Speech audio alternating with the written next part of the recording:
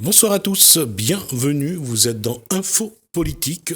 On va parler de livraison à domicile car depuis le 16 mai, Johnny Anachelum, chef d'entreprise, développe à La Réunion une franchise métropolitaine. Cette marque, Please, rien à voir avec un aérosol anti-poussière rendu célèbre dans les années 80 par l'actrice Marie-Pierre Cazé. Cette marque, vous disais-je, fait entre autres dans la livraison de repas à domicile le midi et le soir. Ainsi, depuis le 16 mai, une autre entreprise de livraison de repas à domicile fait le bonheur des Dionysiens, très heureux d'aller déjeuner dehors, et ce, sans sortir de leur maison ou de leur salon ou appartement.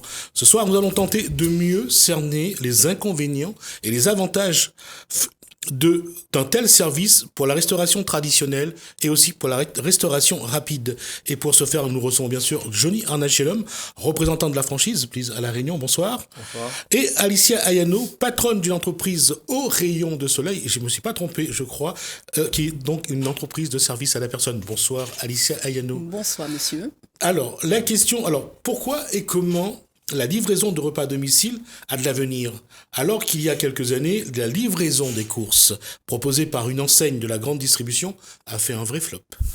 Pour Aurélie Sinamoutou, gérante d'un bar à salade, le Jardin Gourmand, qui s'apprête à signer un partenariat avec Johnny Anachelum, représentant local donc de la franchise métropolitaine, il y a une forte attente de sa clientèle en matière de livraison de repas à domicile.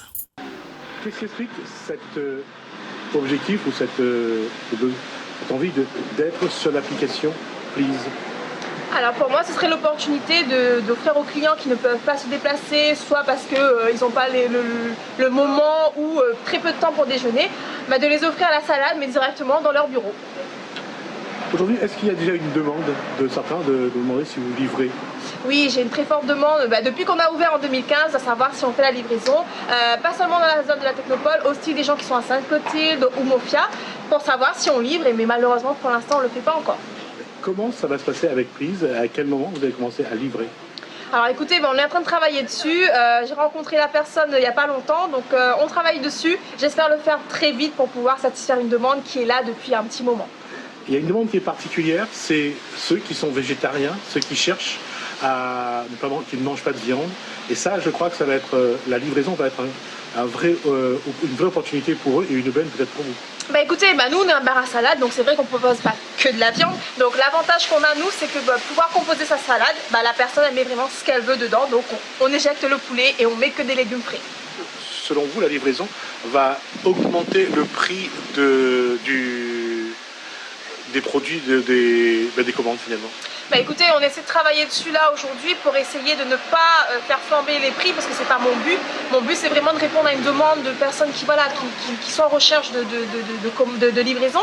Donc je fais mon maximum pour ne pas faire exploser les prix, mais il faudra bien de toute façon que ce soit Please ou que ce soit moi, on trouve un compromis pour pouvoir faire la livraison. En tout cas, une chose est sûre aujourd'hui, depuis le début de cette aventure, les gens mangent de plus en plus de salade. Écoutez, oui, puisqu'on pense au bien-être, et puis ce qui plaît, je pense, c'est le fait de pouvoir composer sa salade selon son envie du jour et échanger un petit peu, voilà. Donc oui, ça plaît toujours et j'espère que ça va durer encore bien longtemps. Johnny Anachelum, on voit que d'abord l'enseigne, comment s'est fait la rencontre avec ceux qui détiennent l'enseigne en métropole? Écoutez, c'est simple. J'avais mon fils qui était en métropole, qui était dans une petite ville qui était desservie par l'application. Et vous savez, de plus en plus d'étudiants, ils rechignent à aller cuisiner. Et donc, c'était le confort de se faire livrer le repas. Donc, voilà. Donc, c'est venu comme ça. Donc, j'ai appris que la franchise existait. Je me suis rapproché d'eux. La réunion n'était pas dans leurs objectifs. Et puis, au fur et à mesure, ils se sont décidés. Et voilà comment c'est arrivé. Aïssa Yano, vous avez passé quelques années en métropole. Oui. Et là, c'est un euphémisme. Oui. La livraison des repas, c'était quelque chose d'habituel dans la vie de tous les jours? Non, pas vraiment, mais c'était surtout parce qu'il y a beaucoup de... On peut facilement... Moi, je vivais en ville, c'est surtout que je vivais en ville, je travaillais à l'extérieur. C'est plus facile pour moi d'aller acheter mes repas. Mais effectivement, ces dernières années, je suis partie en vacances il n'y a pas longtemps. Effectivement, je trouve que ça a explosé en France. Vous avez plusieurs enseignes qui livrent, quels que soient les restaurateurs, on peut vous livrer de la gastronomie au repas le plus simple, un hamburger, une pizza, on peut tout vous livrer. Oui, effectivement, il y a une explosion. Il y a eu une explosion ces dernières années, que ce soit au niveau des bureaux, au niveau de la maison le soir. Enfin, les gens n'ont plus très envie de se déplacer, préfèrent le restaurant à la maison que le restaurant à l'extérieur. Pour Naren Ramassamy, justement, il est lui gérant du Curry Factory. Il a vécu en métropole, il se faisait livrer, il voudrait vous le dire dans un instant. Ce service de livraison de repas à domicile ne peut être que bénéfique pour une meilleure productivité. Pour ce jeune réunionnais qui a vécu en métropole, livrer les repas aux clients, c'est une valeur donc ajoutée, intéressante, probante, car selon lui, le seul souci supplémentaire qu'il va falloir gérer, c'est la bonne gestion de l'application. On l'écoute. J'ai tout de suite adhéré au concept parce qu'ayant vécu 4 ou 5 années à l'étranger, c'était dans mes habitudes à moi personnellement de me faire livrer des repas donc, à domicile.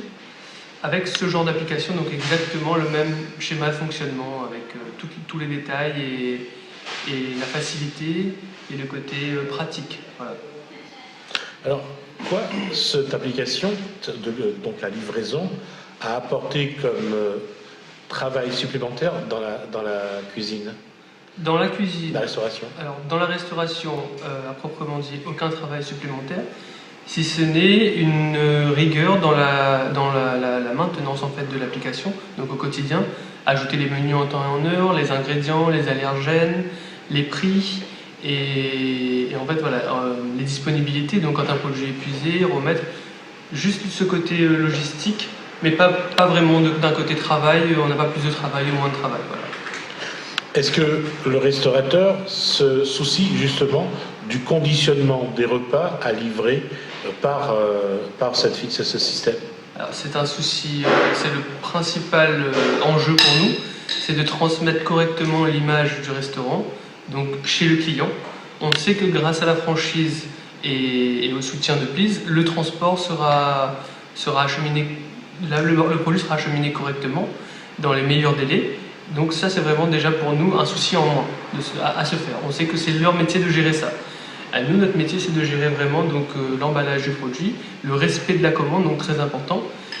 Moi-même, j'ai été victime de ça, de recevoir quelque chose que je n'ai pas commandé ou différent de ce que j'ai vu en photo. Et c'est ça, c'est là la clé en fait. C'est que à nous, restaurateurs, de vraiment jouer le jeu, quand Please, eux, jouent vraiment le jeu de la livraison. Voilà. Le temps de livraison ne joue pas sur la qualité et la fraîcheur des repas livrés. Le temps de livraison peut jouer sur certains produits, en tout cas pas sur le transport, mais vraiment sur le moment où il est préparé au restaurant et le moment où le livreur arrive. Et ce que Please propose, c'est en fait, l'offre est tellement, le service est tellement détaillé, qu'il propose au restaurateur de mettre sur combien de temps ce sera prêt, 10, 15, 20, 25, 30 minutes. Et à partir de là, on n'aura pas un livreur qui arrive trop en avance ou un produit qui sort trop en retard. Est-ce qu'aujourd'hui, il y a des clients qui étaient habitués à venir, préfèrent aujourd'hui se faire livrer?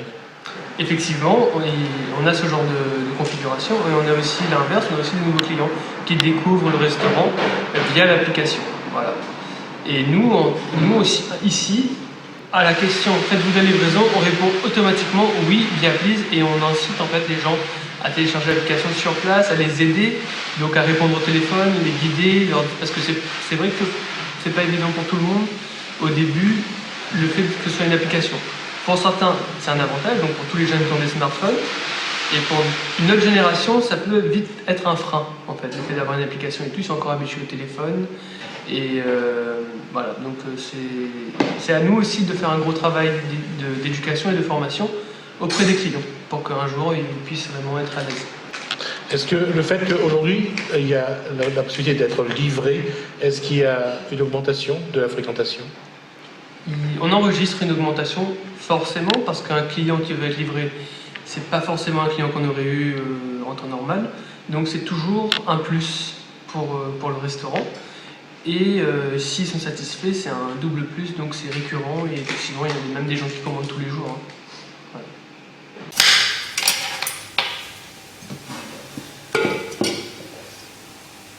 J'espère que ça va vous ouvrir l'appétit. Je peux vous assurer que le couscous qui était sur la table ce jour-là Oui, c'était vraiment très appétissant. Juste là-dessus, pour le service à la personne, Alicia Yano, livrer aujourd'hui les personnes âgées ou les personnes porteuses de handicap, souvent c'est la compétence du CCAS. Des communes, oui. Des communes. Aujourd'hui, est-ce que on va aller vers une externalisation de ce service? Et est-ce que les entreprises de service à la personne doivent se mettre sur ce marché-là pour justement répondre au mieux, parce que parfois ça se passe pas toujours très bien. Oui, bien sûr, parce que de toute façon aujourd'hui, les communes ne peuvent pas répondre à toutes les demandes. Ils sont limités dans leur champ d'action. Hein. Je ne sais pas pourquoi. La question est posée pourquoi. Je pense que c'est peut-être au niveau financier. Mais il y a énormément de prestataires, par exemple les services à la personne, qui pourraient se mettre sur ce marché, effectivement. Il y a un marché qui est ouvert. Il y a une grosse demande. Il y a une grosse demande des personnes âgées, des personnes porteurs de handicap, puisque nous le savons bien que le samedi, le dimanche, même si c'est le CCS qui assure cette prestation, il n'y a pas de samedi, dimanche, il n'y a personne. Et souvent, la majorité des personnes se plaignent sur les choix des produits, sur sur les choix des produits, sur la qualité des produits. Et sur l'heure de la manger, de toute façon. Voilà, c'est ça. Alors, je pense que non, il y a les prestataires moi, je pense qu'il y a un marché. Il y a un marché à prendre qui est là. Après, ça nécessite quand même, puisque tout à l'heure, ça nécessite des procédures parce qu'on s'adresse quand même à un public qui est âgé, un public qui est fragile, et des règles sanitaires qui sont assez strictes. Je pense qu'ils doivent être stricts aussi dans les restaurants. Je pense pas qu'on doit livrer n'importe comment. Mais je crois qu'aujourd'hui, il faut quand même... il faut se positionner sur ce marché. Il y a un marché à prendre. Alors, l'application, je ne sais pas comment ça fonctionne. Je voulais vous poser la question. L'application, peut-être, pour les personnes âgées, c'est peut-être un peu plus complexe. Hein, mais après, il y a une autre façon de faire. Hein, il y a une autre façon de faire pour prendre ce marché. Déjà, ce marché-là... quand on voit plus ou moins, parce que c'est plusieurs générations, c'est pas les mêmes. On le verra tout à l'heure avec les personnes qui répondent aux questions au moment où ils reçoivent leur commande. Là, on voit que c'est quand même des chefs d'entreprise d'une certaine génération qui acceptent de rentrer dans l'application. Oui, parce qu'ils ont vu en face que le consommateur a aussi évolué. Les jeunes aujourd'hui, ils sont beaucoup plus habiles avec le GSM que nous-mêmes. Donc, du coup, ça répond à une certaine attente. Et il faut dire que on parlait de la restauration pour les personnes âgées. Il y a beaucoup de mairies qui se sont lancées dans la restauration collective. Bon, je ne suis pas contre, mais je dis simplement que peut-être que la qualité qui est demandée par ces personnes-là c'est pas à la hauteur. Voilà, n'est peut-être pas forcément au rendez-vous. C'est une cantine. Là, c'est la cantine. Voilà, c'est une cantine. Tandis que là, et on s'aperçoit, les commandes qui passent chez nous le soir via ces personnes âgées ou autres personnes, c'est quand même des restaurants qui sont dans le haut de gamme, quoi. Donc les gens, si vous voulez, à midi, ils se contentent peut-être de la barquette, mais le soir, ils veulent manger correctement et bien. Voilà. C'est une chose, quand je parlais de génération, on va écouter Fabrice Alannoy. Il est gérant de Waffle Factory, donc ce sont des produits belges. Il a signé donc dès la semaine dernière un partenariat avec Johnny Arnachelum, le patron donc de ces produits belges, à place de réels espoirs justement dans cette franchise pour augmenter son activité et son chiffre d'affaires. Qu'est-ce que vous attendez d'un tel partenariat ? Pouvoir répondre en fait à une demande client qui ne peut pas se déplacer et surtout, on va dire, apporter aussi au client un produit qui reste bon et dans un délai, on va dire, défini et à hauteur, on va dire, qualitatif, que ce soit au niveau du tarif, de la prestation des livreurs et nous aussi, pour ainsi de suite fidéliser la personne derrière. 30 minutes max, c'est le bon délai de livraison pour livrer partout sur le territoire déjà de Saint-Denis. 30 minutes, c'est pas mal. Je pense que s'ils arrivent à livrer tous leurs clients dans un délai de 30 minutes, c'est très bien. Qu'est-ce que la livraison peut apporter à une entreprise d'alimentation pour son développement ? Aujourd'hui, ça rejoint un petit peu le partenariat qu'on disait tout à l'heure. C'est qu'on peut atteindre en fait certaines personnes qui, eux, ne connaissent pas forcément en fait la marque, tout simplement, et ne peuvent pas en fait se déplacer justement venir jusqu'à nous. que ce soit par une contrainte familiale ou tout simplement logistique, et aussi par le biais du boulot, puisque certaines personnes ne peuvent pas non plus quitter leur boulot, mais ont un besoin de manger, quoi. Qu'est-ce que vous pouvez espérer comme augmentation en pourcentage de votre activité? J'aimerais bien 100%. non, après je pense que voilà, si on arrive à augmenter entre 10 et 20%, c'est pas mal. Maintenant, si c'est au-delà, c'est très bien. Je voudrais juste apporter une précision par rapport à ce que ce commerçant dynamique nous disait, c'est qu'effectivement, c'est raisonnable dans un espace d'une demi-heure d'être livré. Cependant, il faut savoir que quand on décompose toute la chaîne, le restaurateur a 15 minutes à peu près pour préparer la commande. Ensuite, le livreur arrive et ce n'est qu'après qu'on va livrer la personne. Donc la demi-heure qui parle, c'est à partir du moment où on récupère que le repas récupère le au repas. restaurant Ouais. et qu'on livre la personne. C'est pas au moment où la personne appelle. Tout à fait. Et donc, la franchise s'engage sur une durée 1 heure maxi entre le moment où la personne a passé commande et le moment où elle est livrée. Il y a une chose aussi, il y a une réalité également. On voit généralement c'est les bars à pizza, tapas, les produits belges, c'est des gaufres. On voit que le bar à salade, juste faire un clin d'œil à Aurélie Sinamutu, elle a commencé son activité dans le Ecobox qui était à côté des bus à Saint-Denis, les bus L'Oiseau Bleu. C'était un conteneur. Elle a commencé là. Aujourd'hui, elle a progressé. Elle a son restaurant.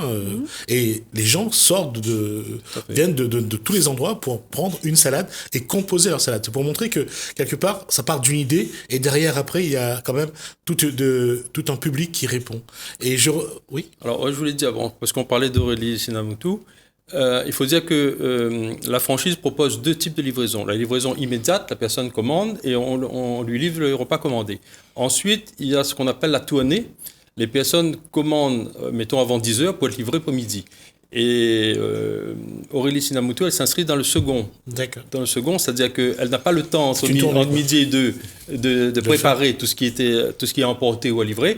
Donc, elle nous a proposé de mettre en place effectivement cette chaîne qui permettrait à des gens de commander la veille ou jusqu'à 10 heures et ensuite de tout livrer dans un système de tournée. Voilà. C'est un peu plus pratique. Alors, c'est plus pratique. Pour le midi, c'est plus pratique parce que c'est vraiment une clientèle d'entreprise. Voilà, Tandis que le soir, c'est individuel. C'est un gain de temps le midi. Ouais. Ah oui, c'est un gain de temps. Le livreur peut faire une tournée. Quoi. Ah oui, il fait une tournée, il passe dans plusieurs entreprises et il livre tout ce qui a été commandé. D'accord. Et c'est comme ça plus... Je reviens sur ce que je disais, c'est que quand on regarde les produits, le dernier qu'on a vu, Fabrice Lanois, lui c'est les burritos, c'est donc des gaufres. Ouais. Donc on voit que c'est un public quand même qui est plutôt jeune, qui accède à cette façon de se faire donc livrer leur repas à domicile. Mais il y a quand même un élément parce que on a également des puristes, ceux qui sont pour la cuisine réunionnaise, ceux qui veulent défendre justement cette cuisine réunionnaise. Et on a rencontré Thomas Carrère, il est sur la Trinité, il est donc le cuisinier, le gérant, avec sa compagne donc de la case de l'oncle Tom. Il va lui aussi adhérer à la démarche. Son principal souci pour lui, c'est de préserver la qualité de la cuisine rayonnaise. Quoi ou attend d'une application comme Please dans la livraison de repas? Le Please pourrait apporter à nous beaucoup de choses dans le sens que on a beaucoup de personnes, ils disent à nous tout le temps, oui, ils n'ont pas le temps de déplacer, ils n'ont pas forcément le temps pour la pause déjeuner, mais ça tiendrait bien un bon curry, tout ça. Comment il fait? Est-ce que nous fait livraison? Déjà, il fait la gestion, il fait la cuisine, il fait le service, mais pas fait de livraison aussi en plus. Donc, Please, ils permettent à nous de livrer et donc forcément d'étendre un peu plus voilà quoi. Voilà, mon ambition c'est de développer un peu l'entreprise, de faire un petit peu plus de chiffre d'affaires aussi, et puis de faire découvrir et surtout de pouvoir faire apprécier un peu à tout le monde les currys quoi. Est-ce que vous pensez que la cuisine réunionnaise, parce que ça c'est votre spécialité, est-ce que vous pensez que la livraison peut donner justement l'occasion de faire mieux apprécier la cuisine rayonnaise? Oui, tout à fait, parce que des personnes qui n'ont pas forcément le temps de sortir de leur bureau pour venir se déplacer ici et manger sur place, elles seraient bien contentes d'avoir leur petit repas livré et donc de pouvoir profiter de ça dans leur bureau même, des fois. Quoi on va devoir modifier, changer ou faire évoluer justement pour que les repas, pour que ça marche bien, parce que ça va faire des repas en plus, je suppose. Oui, ça va faire des repas en plus, mais on va garder notre ligne de conduite. On ne va pas augmenter la production parce qu'on ne veut pas augmenter la production au détriment de la qualité. Donc on va garder notre ligne de conduite et quand il n'y aura plus, il n'y aura plus. Puisque de toute façon, avec l'application Please, on est autonome. Donc quand il n'y a plus d'un menu que vous voulez ou d'un autre, on peut gérer directement sur l'application, nous, en tant que restaurateur, qu'il n'y a plus et donc on ne peut plus commander et voilà. Est-ce que le conditionnement pour la livraison sera différent des repas emportés ou c'est la même chose? Ce sera la même chose que pour ce qu'on fait d'habitude, c'est-à-dire les boîtes en carton recyclé. Donc ils ne transpercent pas, on précise toujours, les bien protégées toutes dedans. Et voilà, parce que boîte en plastique, il commence à être interdit, donc on garde un peu d'écologie aussi, tout ça.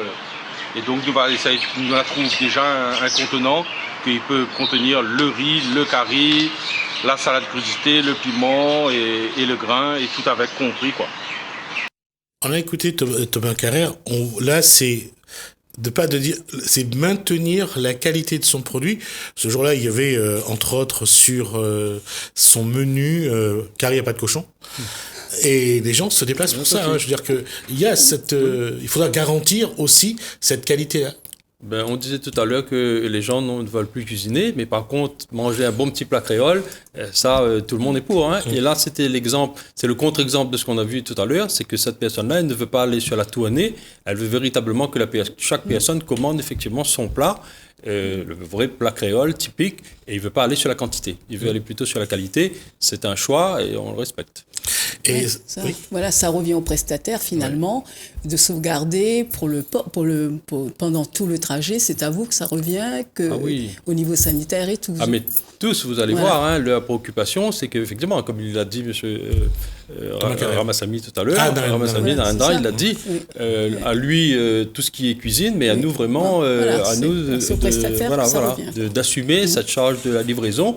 Et il faut absolument que le repas il soit livré en temps et en heure et ne pas être renversé, en fait, ne pas être altéré. Sur la qualité, lorsqu'on parle des personnes porteuses de handicap ou des personnes âgées, c'est clair qu'il y a la qualité que réclame aussi ce public, mais il y a aussi le coût. Voilà, tout à l'heure on en parlait hors antenne, effectivement il y a un coût, là c'est les restaurateurs qui fixent le coût. Et puis après, je ne sais pas si le prestataire derrière, il y a un coût supplémentaire. Aujourd'hui, si on veut aller sur ce marché de personnes âgées ou personnes porteuses de handicap, il faut revoir le coût du repas. Parce que là, ça va être des repas tous les jours. Si on s'engage, ce sera tous les jours ou au moins 2-3 fois par semaine. Alors le coût, il faut qu'il soit moindre parce qu'aujourd'hui, on a quand même des personnes âgées qui ont des revenus qui ne sont pas forcément très élevés. Mais là, c'est surtout, c'est plutôt une restauration plaisir. Mais là aussi, ça peut devenir une restauration plaisir, mais là, c'est une obligation presque de s'alimenter tous les jours pour les personnes âgées. La question se pose parce que à l'orée de 2030, La Réunion devrait compter plus de 100 000 habitants au-dessus de 60 ans. C'est plus ou moins les chiffres qui sont avancés maintenant par, entre autres, le conseil départemental. Donc, voir est-ce que c'est une évolution sociologique qui doit se faire, parce qu'il y a quand même quelque chose qui est vrai, c'est que on peut pas dire que le Réunionnais est déjà dans cette culture de commander son repas. Même si à Saint-Denis, on voit que ça bouge vite, en tout cas. Non, je pense que c'est une tendance. La tendance est générale. Mais après, oui, c'est une tendance. Mais après, vous savez, à part Saint-Denis, je ne vois pas qui a proposé une application. C'est la première fois que j'entends parler d'une application.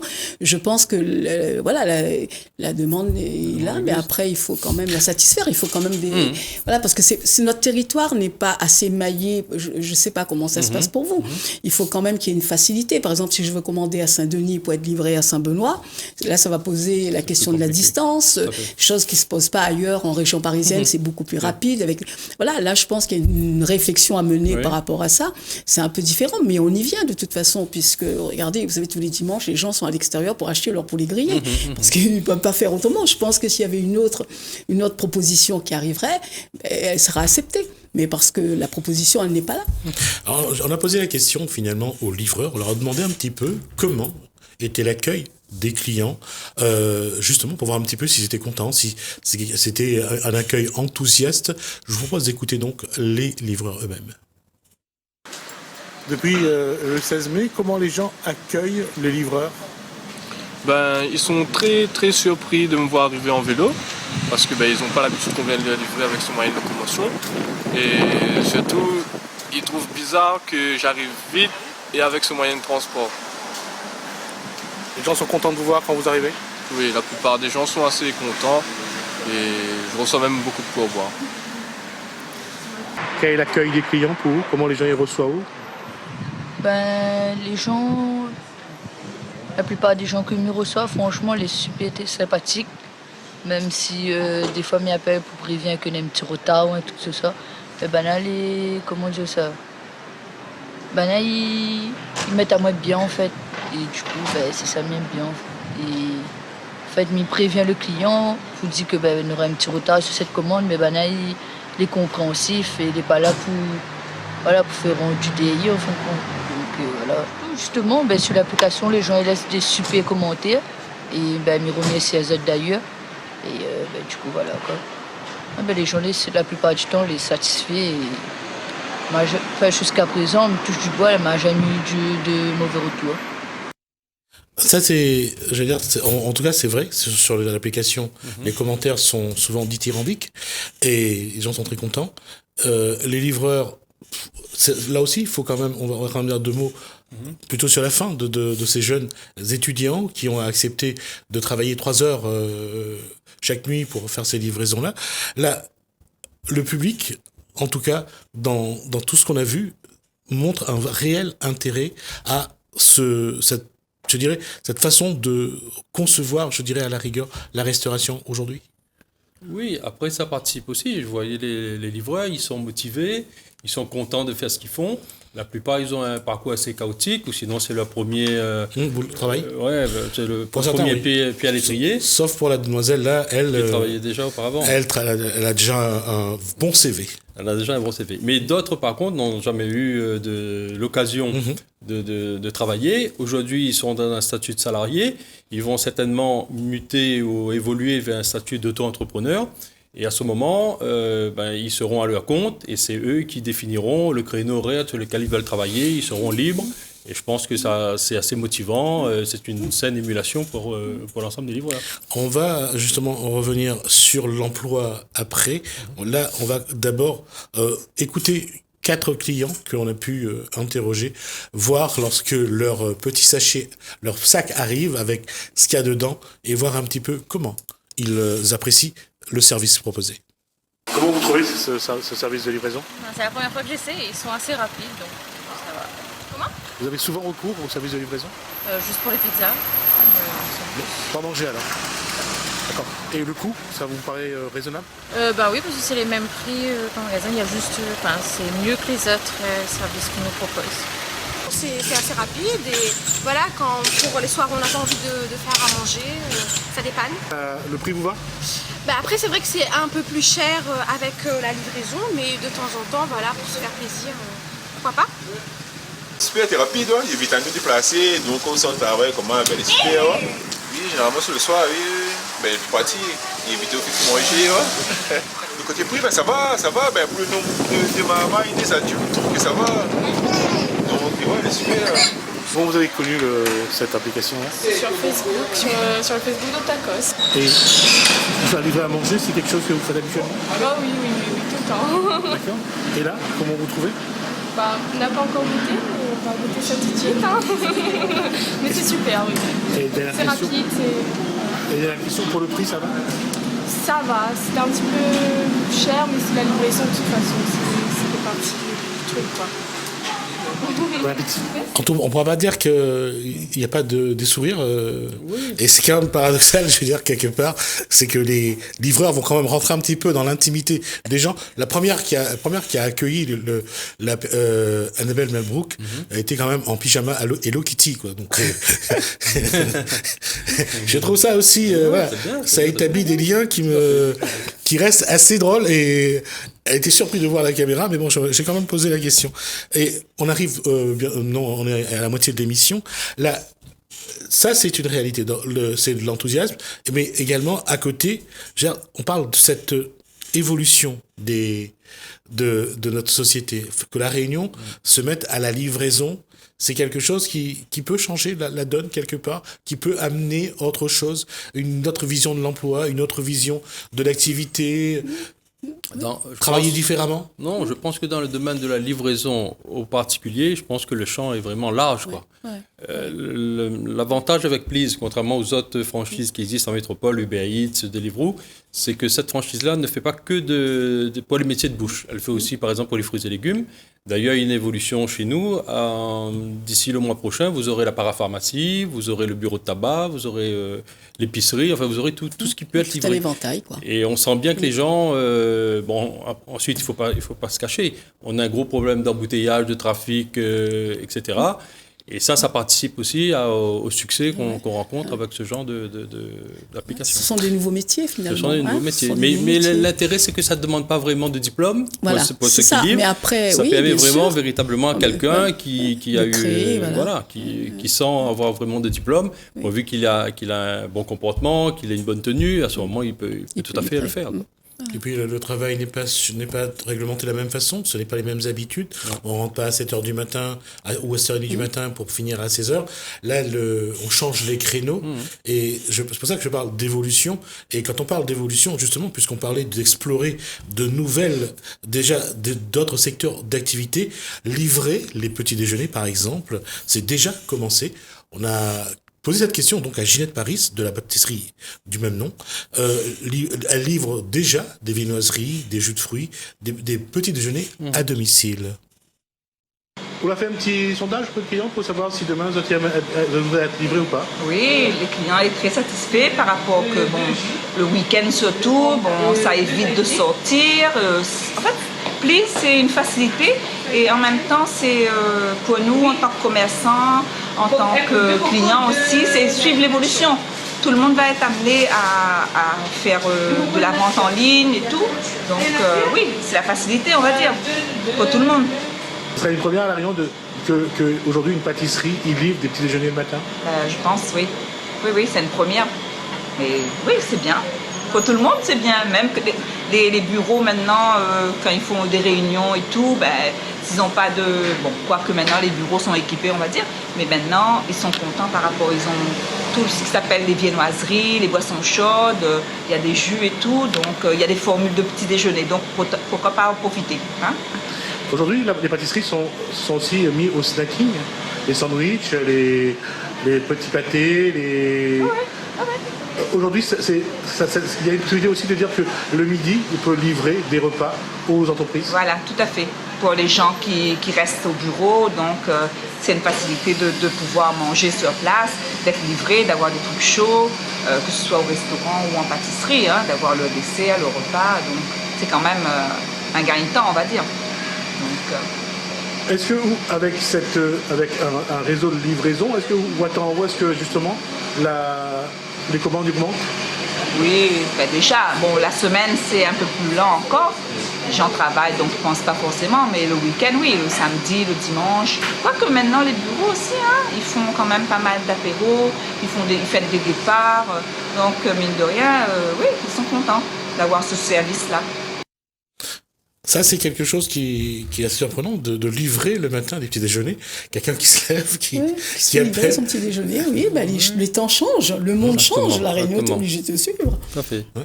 Et c'est quelque chose que Aïssa Yano peut concevoir, c'est-à-dire que d'appeler le matin son pâtissier parce qu'elle veut 2 croissants. Oui, pas forcément tout le temps, mais oui, de temps en temps, ça peut être quelque chose de sympa. Oui. C'est agréable.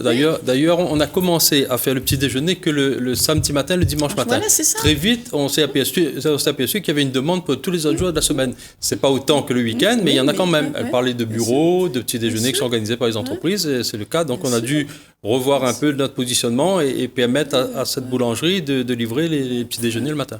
Donc là, c'est pareil, les gens réservent la veille ou jusqu'à une certaine heure, et ensuite, 1 heure après, la commande, elle indique délai d'1 heure à partir duquel on commence à livrer. Donc elle peut aussi réserver la veille pour le lendemain. On va juste rappeler quand même quelque chose. À La Réunion, il y avait d'abord le facteur qui, lui, livrait tout.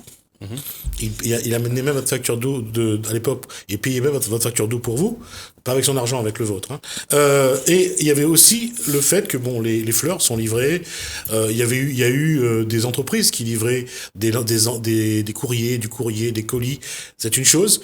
On va pas oublier qu'il existe une entreprise qui livre des colis de fleurs, de fruits également en métropole. Donc la livraison n'est pas quelque chose de nouveau. C'est quelque chose qui existe déjà.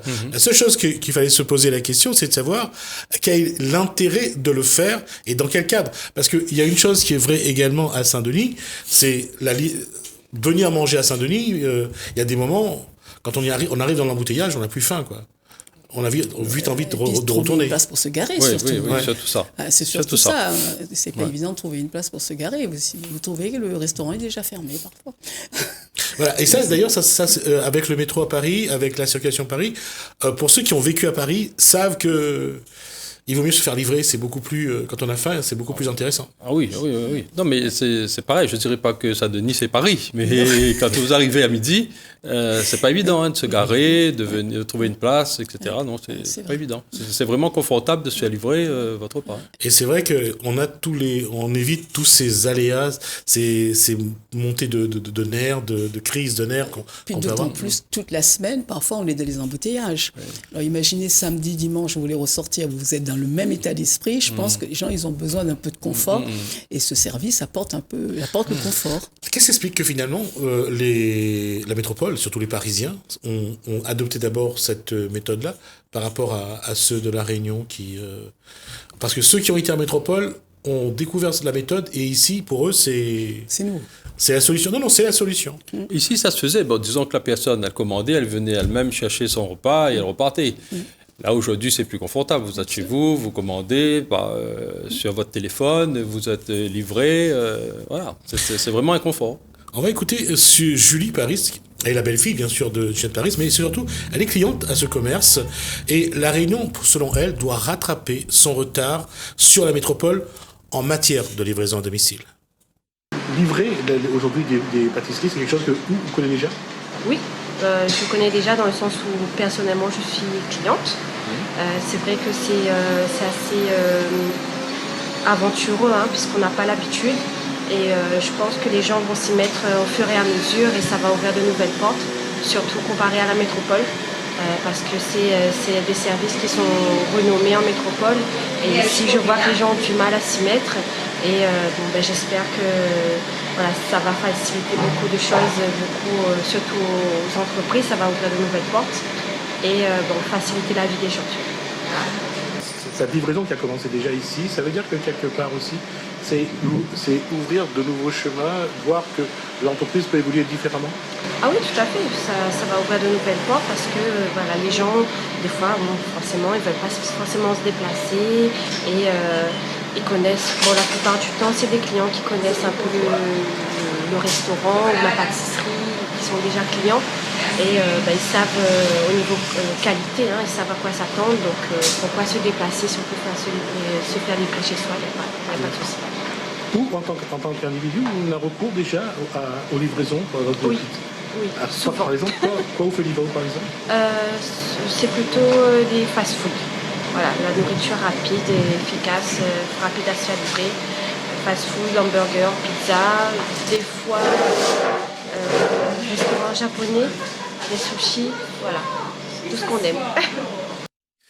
La nourriture, c'est vraiment quelque chose, oui ? Oui, non, vous voyez, ce qui est intéressant, c'est que la boulangerie, avant, elle ne faisait pas ce qui est jus pressé. Jus de fruits pressés. Tout à fait. Là, avec l'application, elle envisage même de s'équiper pour effectivement servir cette clientèle-là. Donc, c'est un plus, quoi. Quand je vois cette évolution-là, je suis... augmenter l'offre de... la qualité. L'offre d'achat et la qualité. En tout cas, on le voit, et je disais tout à l'heure, on regarde la génération. Cette génération-là parle fast-food, parle de restauration rapide. En matière j'allais dire, de préserver aussi, quelque part, un peu un côté. Quand on va manger au resto, il y a le cadre, il y a ce côté-là. Il y a un choix, bien sûr, que l'individu va faire. Mais est-ce qu'il faut craindre qu'à un moment donné, les commerces se vident ? Puisque tout le monde voudra manger... Non, je pense pas. Non ? Je pense pas. On est très nombreux, avec des goûts différents. Vous avez des personnes qui aimeront toujours aller choisir leur plat sur la carte du restaurant. Non, je crois pas. Je crois que ça simplifie la vie de certains. Mais après, il y en a d'autres qui vont rester dans le mode traditionnel. Oui, après, vous avez des gens que vous invitez au restaurant et peut-être pas forcément chez vous. Ah, c'est vrai. Exactement. Effectivement, oui. La question, en fait, pourquoi je disais ça, c'est que lorsqu'on parle de sortir, c'est la circulation qui se crée, le coma circulatoire qu'on peut voir par moment, c'est bouché de partout, il y a le gaz qu'on respire, il y a cet aspect de développement durable aujourd'hui, c'est le premier élément à prendre en compte, ou bien c'est un des éléments, un des avantages que ça apporte? C'est un élément important à prendre en compte. Moi, je vois par exemple, au tout début, on n'avait pas pensé à prendre des vélos électriques. Et très rapidement, on est arrivé là-dessus. J'ai pu faire un partenariat avec une boutique Oxygène, là, donc sur Saint-Denis, qui nous a mis à disposition trois vélos à assistance électrique, et essayer de voir comment ça pouvait être adapté à l'hypercentre-ville. Et bon, au bout d'un mois, je peux dire que l'expérience est concluante. On envisage même de plus en plus de mettre ces vélos-là. Disons que les gens qui habitent vraiment au centre-ville, non pas dans les quartiers. C'est vraiment laisser la priorité aux vélos, aux scooters et aux voitures de livrer au-delà de l'hypercentre. D'accord. Donc, c'est une évolution. Et en tout cas, sur ce qu'on voit, en tout cas, lui, son vélo électrique, il en est content. On va écouter Christophe dans un instant. Mais pour revenir là-dessus, c'est aussi, quand on parle d'évolution sociologique, là aussi, il y a une évolution du schéma de comportement et de fonctionnement. Faire en sorte que l'individu se tourne finalement vers quelque chose de propre, vers une énergie propre. Je crois que les gens sont un peu plus sensibles à ça. C'est sûr que c'est appréciable d'entendre que vous faites livrer par un vélo à assistance électrique plutôt qu'une moto, une voiture, ou une voiture. Voilà. Mais après, on est sensibilisé quand même. On devient plus en plus sensibilisé à ça. On n'est pas forcément... Chacun fait des petits gestes, pas forcément tout dans sa façon de vivre, mais il y a des petits gestes qui sont faits, oui. Moi, je crois que oui, on est sensible. On est très sensible à ça. Cet argument-là va peser quand les gens vont choisir de se faire livrer par justement des véhicules propres?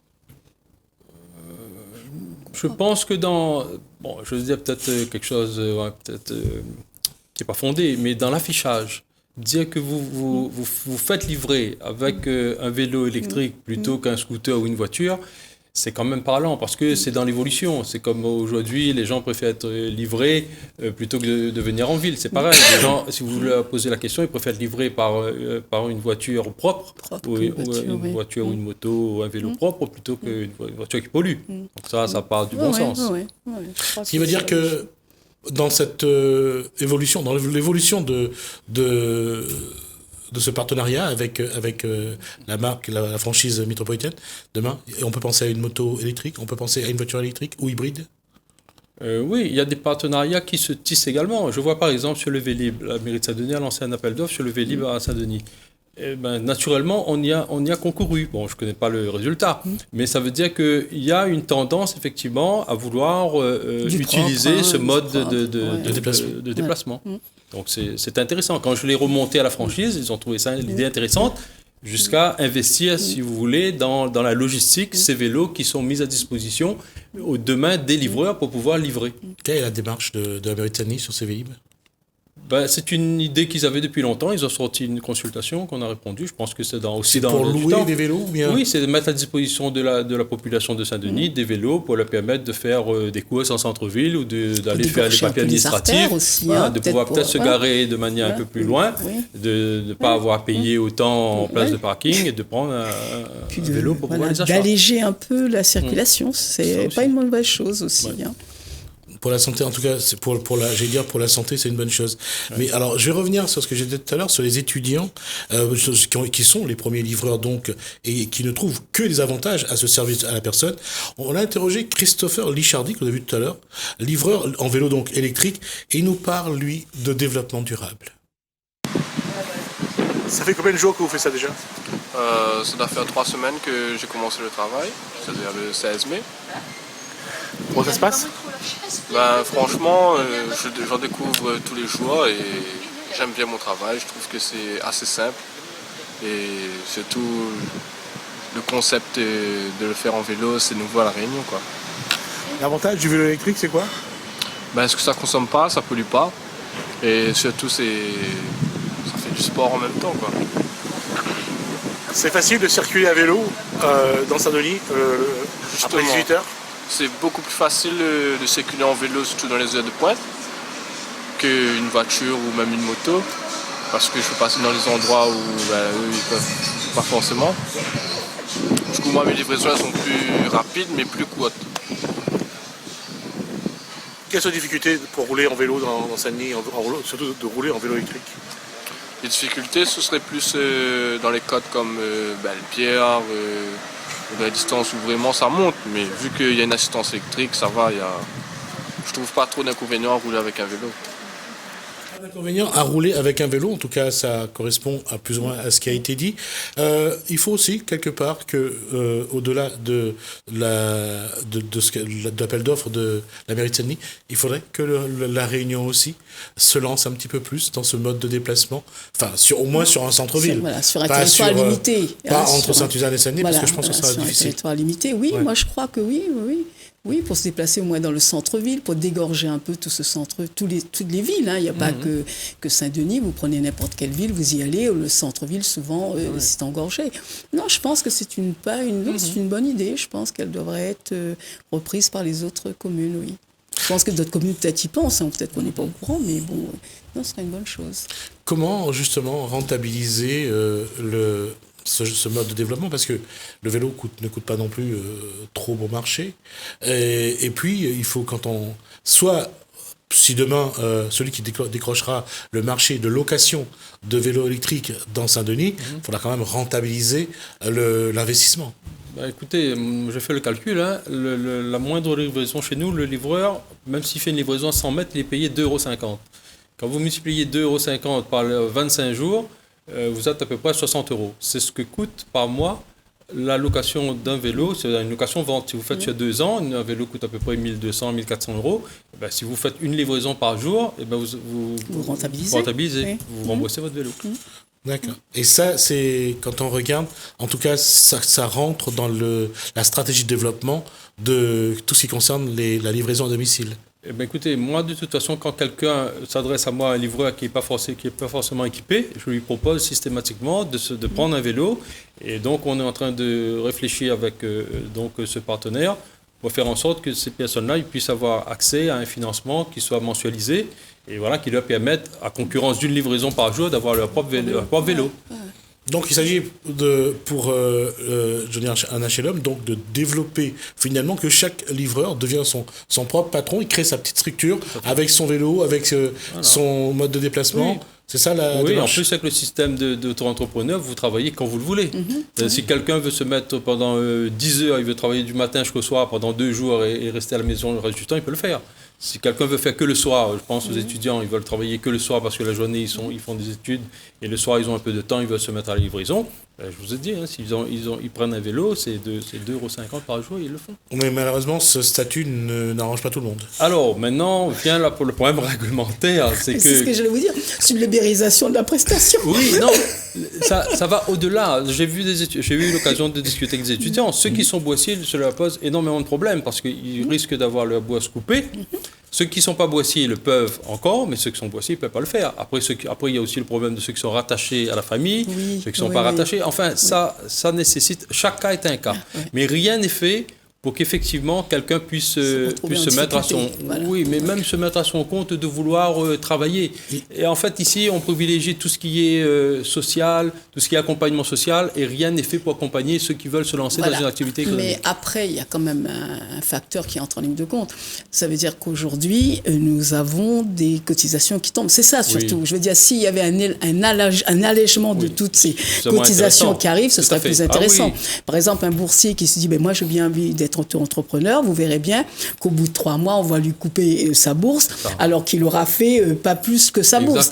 Et ça veut dire que si, pour des raisons variées diverses, il ne peut pas faire la même chose, il faudra qu'il refasse encore 3 mois de demande pour pouvoir... Vous voyez, c'est ça qui est un petit peu difficile. Je peux comprendre, hein, je peux comprendre qu'il y a certains qui sont réticents parce que tout simplement, nous avons une législation, tout ce qui est cotisation sociale, qui est très très lourde. Il aurait fallu alléger tout ça pour qu'on puisse... Et là, on parlait des étudiants, des boissiers. On a aussi de ceux qui sont allocataires RSA, RSA, bien sûr, c'est exactement la même chose. Non, c'est exactement la même chose. Dès que vous dépassez un petit peu, alors que ça pourrait être un complément, mais dès que vous arrivez, vous dépassez même de 10 €, ben voilà, le couperet tombe, on vous diminue le RSA, alors que vous commencez à peine à avoir un peu d'oxygène, et c'est très compliqué après pour mettre en route tout ce qui est social après. En fait, c'est ça. Il y a une évolution. En fait, il y a l'accompagnement quand vous êtes salarié. Ça veut dire que si vous avez des heures en tant que salarié, si vous êtes aux ACDIC, ça peut se faire. Je crois que c'est en complément. Maintenant, si vous décidez de créer l'entreprise, j'ai l'impression qu'après, tout s'arrête. Tout s'arrête. Voilà, donc c'est pour ça. Je dis que rien n'est fait pour permettre à quelqu'un de prendre son envol et de pouvoir... La loi française en matière d'emploi est assez... très rigide, très rigide. Psychorigide même, parce qu'on est très jacobin, apparemment, au niveau du gouvernement. La question, c'est justement comment... Est-ce qu'il faut créer un statut qui soit suffisamment malléable et qui puisse bouger justement en fonction de plusieurs statuts, quoi? Oui, après, il faut réfléchir comment le faire, parce que je pense qu'il y a une possibilité de le faire, mais il faut vraiment y réfléchir, et puis vraiment voir là où il y a une faille pour pouvoir y entrer, parce que sinon, c'est très compliqué. Parce que là, je vois bien que vous êtes prestataire, ce que vous voulez, c'est beaucoup d'auto-entrepreneurs. Et c'est pas une mauvaise chose, puisque les personnes peuvent gérer leur temps, peuvent gérer leur budget, je fais ça. Mais dans la pratique, je pense pas que ce soit si facile. Je n'en sais rien. En fait, quand vous prenez des salariés, là où on a vraiment un pic d'activité, c'est vraiment entre midi et 2, l'heure des repas, et le soir. Trouver quelqu'un qui accepte de travailler entre midi et le soir, et ne pas travailler 3 heures, travailler mettons 2 heures, 14 heures, et 3 heures le soir. 3 heures le soir. Il fait 5 heures, c'est compliqué. La personne va vous dire, il n'a pas de vie de famille, vous le prenez le midi, vous le prenez le soir. C'est pas possible. Et si vous prenez que la personne que le soir, il n'a pas suffisamment d'heures pour avoir un revenu. Non, c'est à réfléchir. C'est un nouveau concept. C'est à réfléchir, peut-être cumuler à ce moment-là. Jusqu'à maintenant, en tout cas, rien ne le permet. Ça, c'est une vraie question qu'on pose. Je crois que je ne suis pas le seul dans ce cas. Je pense que ça doit participer d'une demande générale, mais il faut que chacun s'y retrouve et qu'on pousse pour qu'effectivement on retrouve une solution. Il faut que le législateur se penche là-dessus. Il faut que les choses changent. Parce qu'après, tout ce qui est les paiements sociaux, ils ne vous font pas de cadeaux. Je veux dire, je comprends que les gens sont réticents, parce que quand vous êtes entré dans le système, si l'échéance arrive, vous devez payer. J'ai même des retraités qui sont intéressés par le fait. Il y a des retraités qui sont retraités à 50 ans, ils ont encore valide, ils veulent bien le faire. Ça peut être un complément de revenus. Mais quand ils poussent un peu plus loin la réflexion, ils me disent non, c'est pas possible. Si vous voulez, vous me prenez pendant 2-3 heures par jour, mais je ne peux pas me mettre dans un statut d'auto-entrepreneur parce que... dès que vous dépassez le plafond, vous vous retrouvez dans une situation, que ce soit au niveau impôt, que ce soit au niveau taxes. Alors, non, c'est pas évident. Après, comme il y a une pression fiscale générale, alors les gens, quand on parle des impôts, tout le monde recule. Voilà, c'est ça. C'est la question va se poser, parce que d'une façon ou d'une autre, l'arrivée de cette application de Please à La Réunion va sans doute bouleverser un petit peu les habitudes et les attitudes surtout, parce que comment faire en sorte que ceux qui ont déjà un revenu social puissent travailler quelques heures à côté? Cette question, elle est importante, surtout pour Annabelle Malbrook, l'étudiante. Elle voit en tout cas dans ce métier de livreur une vraie opportunité, une corde de plus bien sûr à son arc, alors que Andriana Nina la m'excuse, mais je vais dire quand même le nom, Raoson, croit en la multiplication des produits à livrer. Depuis qu'on a commencé, comment on vit ce métier-là? Quoi on trouve de bien, quoi on trouve de moins bien à la rigueur? Pour le métier, dès le départ, m'a accroché. Et c'est quelque chose que vraiment m'aime bien en fait, parce que il est quelqu'un qui aime bouger de base. Nous voit tout type de clientèle et voilà quoi. Vous, en tant que jeune, c'est votre premier métier? Non, du tout. Auparavant, j'étais travaillé dans la vente alimentaire. Et après, il m'a fait éducateur sportif. Et voilà, maintenant livreur, et il me fait me toucher un peu à tout en fait. Il reste, comme il dit, mieux me bouger, du coup, mieux me toucher à tous les secteurs, histoire de connaître à peu près tous les métiers. Pourquoi ce travail à Bordeaux? C'est un petit revenu qu'il y a là-haut dans votre étude? Oui, oui. Franchement, oui, il y a d'un mois de bien. Et voilà. Comment on a découvert cette filière de livraison? Alors en fait, je recherchais un petit boulot sur internet vu que c'était la fin de l'année, fin de l'année universitaire. Et je suis tombé sur une annonce sur internet et j'ai postulé quoi. Et j'ai été rappelé une semaine plus tard. J'ai commencé le 16 mai. D'accord. Et comment on vit ce petit métier-là? Alors franchement, je le vis assez bien, c'est une nouvelle expérience, je suis assez content de cette aventure, quoi. Vu que j'ai jamais été livreur de ma vie. Et voilà, c'est que du positif pour moi, quoi. Et comment on voit l'évolution de ce métier-là? Je pense qu'il y a une grande chance d'évolution, quoi. Déjà là, on commence sur la restauration. Après, plus tard, il y aura d'autres services qui vont être proposés, quoi. Il y aura des livraisons de gaz, le service de pressing, des trucs comme ça qui est vraiment une innovation, quoi. Ici à La Réunion, il n'y a personne qui fait ça. Et du coup, je pense que ça va très très bien marcher. Les gens vont apprécier, quoi. En tout cas, lui, André Adina, il y croit, on voit, il parle de pressing, En tout cas, il y a beaucoup de choses à livrer. Il faut le voir comme il le dit, André Adina. D'un point de vue du franchisé que je suis, c'est permettre à un livreur de travailler du début jusqu'à la fin, toute la journée. Donc c'est pour ça que je suis quasiment contraint de faire entrer d'autres activités qui passent par le pressing, la livraison de bouteilles de gaz, le bureau de tabac, la petite épicerie. Effectivement, si la personne peut travailler toute la journée, il aura moins de difficulté à être auto-entrepreneur. Voilà, c'est ça, effectivement. Et pour ces jeunes qui, justement, on parlait d'insertion sociale, on parlait d'offrir un travail avec pas un diplôme, je dirais, de haut niveau, c'est aussi une opportunité, en tout cas, en matière d'emploi. Ça, il faut le voir aussi à ce niveau-là. C'est une opportunité pour eux, puisque quand vous êtes dans ce statut d'auto-entrepreneur, vous devez à terme devenir transporteur, donc de moins de 3,5 tonnes.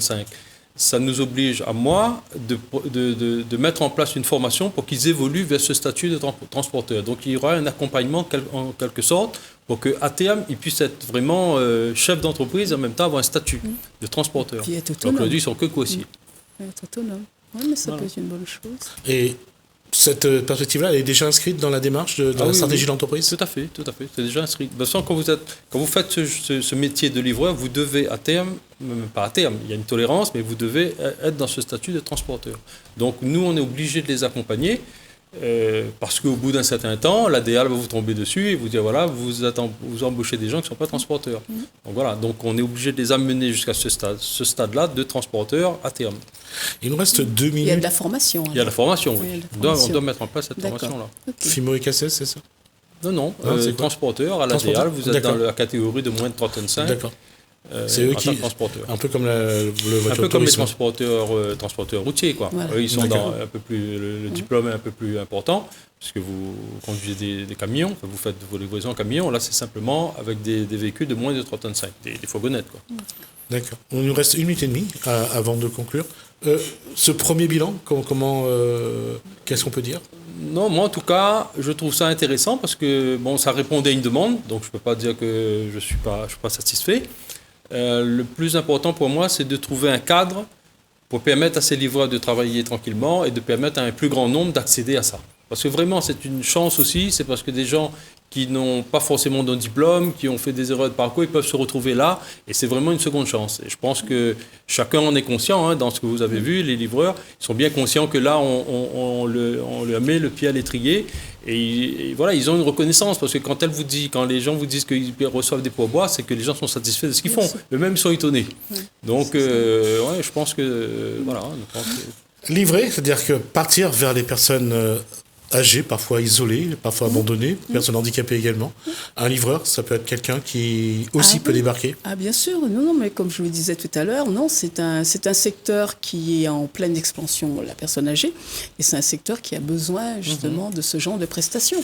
Et après, un livreur, là, vous voyez bien, ce n'est pas qu'un livreur, il y a des liens qui se tissent. Oui. C'est pour ça que c'est important aussi, bon, si on s'adresse à une clientèle âgée, que ce soit tout le temps le même livreur et non pas le changer tout le temps. Mais non, je crois que c'est une filière qui est à explorer. Et je crois que oui, ce sera une très bonne chose. Mais après, il faut trouver le cadre réglementaire. Le cadre réglementaire, mais le cadre réglementaire, il existe. Hein. Ça veut dire que si vous adressez à un public fragile ou personnes handicapées, vous pouvez livrer, hein, parce qu'ils peuvent, mais s'ils veulent avoir droit à des comment dirais-je, au niveau financier, des aides. Vous êtes obligé d'être agréé. Ça, vous ne pouvez pas le faire comme ça, vous êtes obligé d'agréer. Mais après, n'importe qui peut aujourd'hui livrer des repas à des personnes âgées. Mais il y a quand même des règles. Après, il y a le règle de la restauration, c'est pareil, des règles sanitaires, puisque ce sont des personnes qui sont fragiles. On aura l'occasion d'y revenir. On a déjà dépassé le temps qui nous est imparti. Merci, Aïssia Ayano. Je vous remercie de m'avoir invité. Merci, vous êtes donc la patronne de Rayon de Soleil, donc service à la personne, entre autres de personnes porteuses de handicap et ou de personnes âgées Merci également à Johnny Arnachelum, donc qui représentant de la franchise locale Please à La Réunion, qui donc a lancé ce projet. On va suivre aussi avec lui, voir un petit peu comment ça fait évoluer d'une manière sociologique les comportements. On verra ça aussi. Merci à vous de nous avoir suivis. Merci à Hélène, merci à François pour leur collaboration technique toujours efficace. Merci à l'accueil chaleureux des livreurs, aux restaurateurs et des clients. Continuez bien votre soirée sur Télé Créole. Bonsoir chez vous.